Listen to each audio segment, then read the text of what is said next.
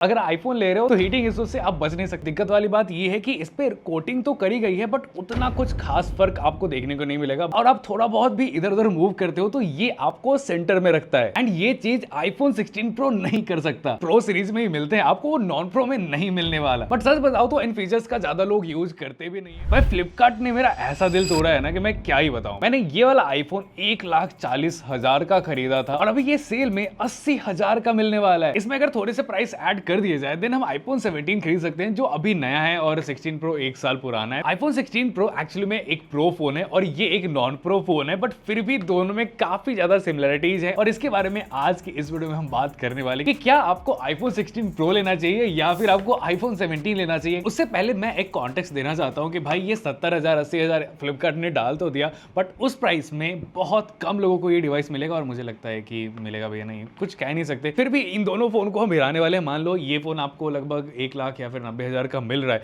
और ये आपको 80,000 के करीब का मिल रहा है, तो आपको 80,000 लगाने चाहिए या फिर थोड़े से पैसे और बढ़ा के ये खरीदना चाहिए या फिर पैसे बचाने चाहिए। सारी चीजों के बारे में हम आज की वीडियो में बात करेंगे। सबसे पहले अगर डिजाइन की बात करें, नो डाउट 16 प्रो डिजाइन के मामले में ज्यादा बेटर दिखाई देता है और इसका इन हैंड फील भी थोड़ा सा प्रीमियम फील होता है। और एक और प्रीमियम वाली चीज ये है कि इस फोन के अंदर आपको 3 कैमराज मिल जाते हैं, तो अपने आप में ही इस आईफोन को एक प्रीमियम कैटेगरी में लेके चला जाता है। अब 17 भी ऐसा नहीं है कि प्रीमियम फील नहीं होता, ये भी प्रीमियम फील होता है। और 17 का मेरे को एक बेस्ट चीज ये लगी ना कि ये फोन एक्चुअली में 16 प्रो से बहुत ही ज्यादा हल्का है, तो जनरली यूज करने के मामले में मेरे को 17 ज्यादा पसंद आया, जस्ट बिकॉज ये 16 प्रो से ज्यादा लाइट वेट है। अब उतना फोन का कुछ क्रेज रहा नहीं, तो अगर मुझे कोई बोले कि तुम्हें 16 प्रो सेलेक्ट करना है या फिर 17, तो मैं 17 प्रेफर करूंगा, बिकॉज काफी हाथों में हल्का और कॉम्पैक्ट सा फील होता है और मेरे को इसका इन हैंड फील ज्यादा बेटर लगता है। आईफोन 17 का एक डाउन साइड ये है कि इसमें आपको USB 2 मिलता है और 16 प्रो में USB 3 मिलता है, और इसका इसके USB से 20x ज्यादा फास्टर है। तो अगर आपको अपने आईफोन से हाई रेस वीडियो शूट करने होते हैं और उसके बाद अपने मैक के अंदर उसे ट्रांसफर करना होता है वाया USB केबल, देन ये चीज आपके लिए मैटर करेगी, नहीं तो आपको कुछ फर्क नहीं पड़ेगा। दोनों ही फोन में आपको 6.3 इंच का सुपर रेटिना XDR डिस्प्ले मिल जाता है और दोनों के कलर्स वगैरह भी सेम से हैं, लेकिन एक फर्क आपको नोटिस करने को मिलेगा। बेसिकली आईफोन 17 का डिस्प्ले ज्यादा ब्राइटर फील होता है क्योंकि इसमें अब 3000 निट्स का पीक ब्राइटनेस मिलता है, और 17 का एडवांटेज ये है कि इसमें अब 120 हर्ट्ज प्रोमोशन डिस्प्ले मिल रहा है और LTPO डिस्प्ले भी है। उसकी वजह से फायदा ये हो रहा है कि आपको 120 हर्ट्ज एकदम स्मूथ वाली फील तो आपको मिल ही जाएगी। इसमें अब आप ऑलवेज ऑन डिस्प्ले यूज कर पाओगे। 17 के अंदर आपको एंटी रिफ्लेक्टिव कोटिंग भी मिल जाती है, बट दिक्कत वाली बात ये है कि इस पे कोटिंग तो करी गई है बट उतना कुछ खास फर्क आपको देखने को नहीं मिलेगा। मतलब नॉन कोटेड और कोटेड डिस्प्ले में बहुत ही माइनर सा फर्क आपको फील होगा। जनरली आप आईफोन 17 यूज करोगे भी, फिर भी रिफ्लेक्शन डिस्प्ले के ऊपर आते ही है। कोटिंग आ जाने के बाद कुछ खास फर्क फील नहीं होता है। बाकी अगर आप दोनों डिस्प्ले के कलर्स देखो या फिर आप HDR देखो, डॉल्बी विजन प्लेबैक देखो, सब कुछ काफी सिमिलर सा है। दोनों के ऊपर आप वीडियोस देखोगे, शॉर्ट्स देखोगे, कुछ भी आप देखोगे, आपको बिल्कुल सेम सा एक्सपीरियंस मिलेगा। दोनों ही फोन के अंदर डुअल स्पीकर मिलते हैं। चलो फटाफट टेस्ट करके देखते हैं भाई किसका स्पीकर कितना तगड़ा है।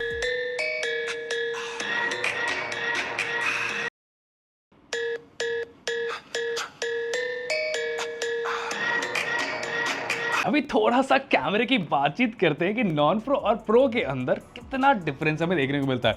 सो बेसिकली 16 प्रो के अंदर आपको ट्रिपल कैमरा सेटअप मिलता है, 48 megapixel plus 48 megapixel plus 12 megapixel का 5x टेलीफोटो, और इसका फ्रंट कैमरा 12 मेगापिक्सल का है। वहीं पे आईफोन 17 के अंदर आपको पीछे 2 कैमरा मिलते हैं, दोनों 48 मेगापिक्सल के, और इसका फ्रंट कैमरा 18 मेगापिक्सल का है और इसमें स्क्वायर सेंसर यूज करा गया है। अब स्क्वायर सेंसर होने की वजह से एक्चुअली में भाई बहुत ही ज्यादा फायदा हुआ है। पहला फायदा तो ये है कि अब फ्रंट कैमरा काफी ज्यादा वाइड हो चुका है, चाहे आपको वीडियो बनाना हो या फिर फोटोज क्लिक करना हो, बहुत ही वाइडर फोटोज वीडियोज ये कैप्चर कर सकता है। दूसरा फायदा ये है कि बिना हाथों को रोटेट किए हुए आप लैंडस्केप सेल्फीज ले सकते हो, लैंडस्केप वीडियोज ले सकते हो, एंड एक्चुअली में ये बहुत ही ज्यादा काम आता है। इसके सैंपल्स मैं आपको दिखाता हूं, बट उससे पहले थोड़ा सा फोटो कंपेयर कर लेते हैं। सो नॉर्मली अगर इन दोनों ही फोन से आप डे लाइट में फोटोज निकालते हो, नो डाउट दोनों ही फोन एक दूसरे को तगड़ी टक्कर दे रहे हैं, और इसमें से बहुत बार ऐसा होता है जहां पे टफ लाइटिंग सिचुएशन आ जाती है, वहां पे आईफोन 17 विनर बन जाता है। आप एक चीज नोटिस करोगे, 16 प्रो से फोटोज जो आ रहे हैं वो थोड़े से ऐसा हेजी टाइप के आ रहे हैं, ऐसा लग रहा है लेंस गंदा हो रखा है और उस तरीके के फोटो आ रहे हैं, बट एक्चुअली में ऐसा नहीं है। हमने 2-3 बार लेंस को प्रॉपर तरीके से साफ करा है और उसके बाद ये फोटो जो आपको दिख रहे हैं वो एक्चुअली लेंस साफ करने के बाद हमने क्लिक करे, फिर भी इस तरीके के रिजल्ट्स आ रहे हैं जो एक्चुअली में एक्सेप्टेबल नहीं है बिल्कुल भी।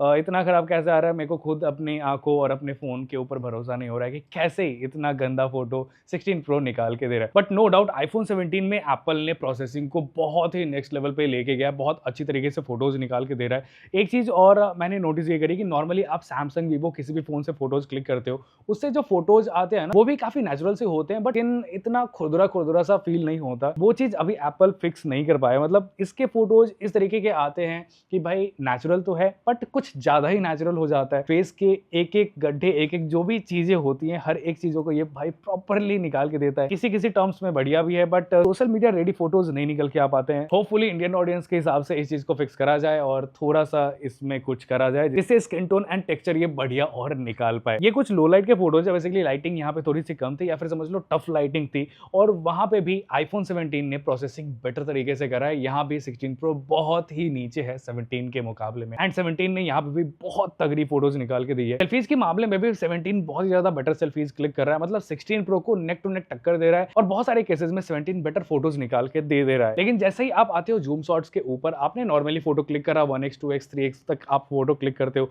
लेकिन जैसे ही उससे आगे जाते हो 5x 10x के ऊपर आप जाते हो, देन आपको एक्चुअली में डिफरेंस पता चलता है। 16 प्रो जूम शॉट्स बहुत ही ज्यादा क्रेजी निकाल के देता है। आप मतलब एकदम जूम शॉट्स भी लोगे, आपको लिटरली ऐसा लगेगा कि आपने बहुत पास से उस फोटो को क्लिक कर रहा है, लिटरली इतनी ज्यादा डिटेल होती है। लेकिन वहीं पे 17 जूम शॉट्स उतनी अच्छी तरीके से नहीं निकाल पाता। बट अगर आपको 1x 2x 3x तक फोटोज क्लिक करने हैं 17 से, तो वहां तक ये भी बढ़िया परफॉर्म कर जाता है, बट उससे आगे 16 प्रो ज्यादा बेटर है। और अगर बैक कैमरे से व्लॉगिंग करनी हो, तो ये 4K 30 fps सिनेमैटिक मोड में वीडियो रिकॉर्ड हो रही है बैक कैमरे से, और 1x में दोनों ही फोन वीडियो रिकॉर्ड कर रहे हैं। क्वालिटी वगैरह आपको अंदाजा लग जाएगा कि किस तरीके की क्वालिटी, अगर आपको व्लॉगिंग करना हो तो भाई दोनों ही फोन निकाल के दे सकते हैं। अब ये है 60 fps का सैंपल विदाउट सिनेमैटिक मोड। ये 4K 60 fps में रिकॉर्ड हो रही है वीडियो, और दोनों ही फोन से 0.5x पे रिकॉर्ड हो रही है। और आई नो ये दोनों ही फोन कुछ ज्यादा ही वाइड वीडियो रिकॉर्ड कर रहे होंगे, बट यस, बढ़िया वीडियोस ये दोनों ही फोन निकाल रहे हैं,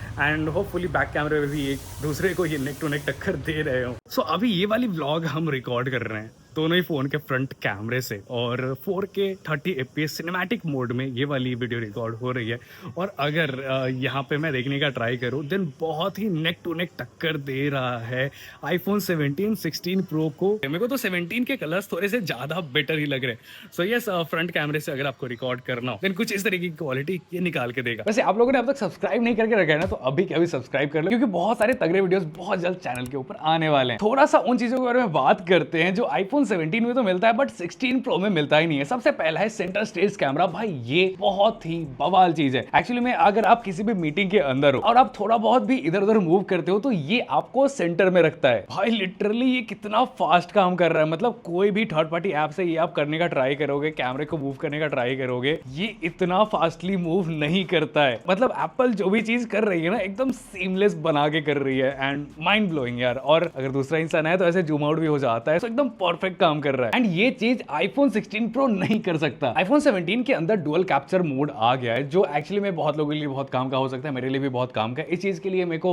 इंस्टाग्राम ऐप खोल के मतलब डुअल कैमरा वाला वीडियो रिकॉर्ड करना पड़ता था, तो वो चीज अब फोन के ही कैमरे से हो जाएगी। बहुत बड़ी चीज तो नहीं है, बट ये कुछ नया आ गया है, तो ठीक है। अब वो चीजें बताता हूं जो 16 प्रो के अंदर तो है, बट आपको आईफोन 17 में नहीं मिलने वाला। 16 प्रो का 5x टेलीफोटो लेंस क्या ही कमाल के फोटोज निकाल के देता है, और 5x पोर्ट्रेट शॉट्स भी देखो क्या सुपर्ब आते हैं। ये कुछ और प्रो फीचर्स है जो सिर्फ प्रो सीरीज में ही मिलते हैं, आपको वो नॉन प्रो में नहीं मिलने वाला। बट सच बताओ तो इन फीचर्स का ज्यादा लोग यूज करते भी नहीं है। तो अगर आप एक कंटेंट क्रिएटर नहीं हो या फिर आपको वीडियोस वगैरह ज्यादा बनाना नहीं होता, देन आप 17 भी आराम से ले सकते हो, कोई भी दिक्कत वाली बात नहीं है। प्रो मॉडल के अंदर आपको एक और चीज मिलती है, वो है लाइडार सेंसर, जो बहुत लोगों के लिए बहुत काम का हो सकता है, बट इस वाली चीज को भी ज्यादा लोग यूज नहीं करते। अब अगर आप कैमरे के अंदर कंफ्यूज हो कि कैमरा किसका बढ़िया है, कौन सा फोन आपको लेना चाहिए, देन मैं आपको सीधी सीधी भाषा में समझाता हूं। अगर आप व्लॉगिंग करते हो या फिर आप सेल्फीज वगैरह बहुत ही ज्यादा लेते हो, देन आपको आंख बंद करके खरीदना चाहिए आईफोन 17। और अगर आपको वीडियोस वगैरह का थोड़ा सा ज्यादा काम है और बैक कैमरे से आप वीडियोस वगैरह कुछ ज्यादा ही बनाते हो और बेसिकली सिनेमेटोग्राफी वाली चीज आप करते हो, देन आपके लिए 16 प्रो ज्यादा बढ़िया रहेगा। अभी परफॉर्मेंस में आते हैं तो 16 प्रो के अंदर आपको मिलता है A18 प्रो चिप, और इसके अंदर आपको मिलता है A19 चिप। दोनों ही 3 नैनोमीटर पे बेस्ड हैं, और दोनों ही फोन में आपको 8 GB का रैम मिलता है। 16 प्रो में एक कोर जीपीयू का ज्यादा है, जिसकी वजह से कुछ फायदे भी होते हैं, जैसे आप हार्डकोर गेमिंग करते हो और बेसिकली लंबे टाइम तक गेमिंग आप करते हो उस टाइम पे 16 प्रो बहुत ही ज्यादा बेटर परफॉर्म करता है। 17 थोड़ा सा थ्रॉटल करने लगता है अगर आप लंबे टाइम तक गेमिंग करने लगते हो तो, पर डे टू डे टास्क में आईफोन 17 का A19 ज्यादा फास्ट है। कुछ बेंचमार्क टेस्ट के अंदर भी आईफोन 17 ज्यादा बेटर परफॉर्म कर रहा है। दोनों ही फोन के अंदर आपको वीसी कूलिंग नहीं मिलता तो गेमिंग के टाइम दोनों ही फोन हीट होंगे। अगर आईफोन ले रहे हो तो हीटिंग इश्यू से आप बच नहीं सकते, उसके लिए आपको 17 प्रो या फिर प्रो मैक्स लेना पड़ेगा। आईफोन 17 में एक नया चिप N1 चिप आ चुका है जिसकी वजह से ये वाईफाई 7 और ब्लूटूथ 6.0 सपोर्ट करता है, जिससे ये थोड़ा सा ज्यादा फ्यूचर प्रूफ बन जाता है। और 16 प्रो के अंदर आपको ब्लूटूथ 5.3 और वाईफाई 7 मिलता है। बैटरी लाइफ और चार्जिंग स्पीड के मामले में आईफोन 17 ज्यादा पावर एफिशिएंट है और ज्यादा बेटर तरीके से ये काम कर रहा है। बैटरी लाइफ हमने जितना टेस्ट करा है उस हिसाब से आईफोन 17 में ज्यादा बेटर मिल रही है। मैं दोनों ही फोन को चार्ज करने के लिए मैकबुक का चार्जर यूज करता हूं और 16 प्रो को अराउंड 50% चार्ज होने में लगभग 30 मिनट के करीब लग जाते हैं और आईफोन 17 लगभग 20 मिनट में ही 50% चार्ज हो जाता है। एप्पल का फोन इतना फास्ट चार्ज हो रहा है एक्चुअली में ये बहुत बड़ी बात है। अब कंक्लूजन की बात करें तो आईफोन 17 मोस्ट ऑफ द लोगों के लिए काफी बेटर ऑप्शन रहने वाला है, बिकॉज इस फोन के अंदर आपको better display, better battery, better charging और मोस्टली लोग सेल्फीज वगैरह ही लेते हैं तो उनके लिए आईफोन 17 ज्यादा बेटर रह सकता है। अब अगर कोई कंटेंट क्रिएटर है या फिर वो सिनेमेटोग्राफर है और उसको ज्यादा ब्लॉग्स वगैरह नहीं बनाना होता है फ्रंट कैमरे से, देन उसके लिए सबसे बेस्ट ऑप्शन रहेगा आईफोन 16 प्रो। और कोई भी इंसान अगर वीडियो रिलेटेड काम कर रहा है और अगर वो सिनेमेटोग्राफर है तो उसको पता होगा कि वो प्रो फोन सिर्फ प्रो दिखाने के लिए नहीं ले रहा है, एक्चुअली में उसको पता है कि प्रोरेस क्या होता है, कलर ग्रेडिंग क्या होती है, 4K 120 का उसको कितना ज्यादा यूज आ सकता है। तो अगर आप इनमें से इंसान आते हो देन नो डाउट आपको 16 प्रो ही खरीदना चाहिए। वैसे हाँ, आईफोन 16 प्रो अगर 70,000 में मिल गया तो भाई कमेंट में मेरे को बताना मत भूलना। इसके बारे में अगर और भी कुछ जानना हो तो वो नीचे कमेंट सेक्शन में बता सकते हो। आप लोग सब्सक्राइब कर लो, मैं मिलता हूँ नेक्स्ट वाली वीडियो में, तब तक के लिए बाय बाय।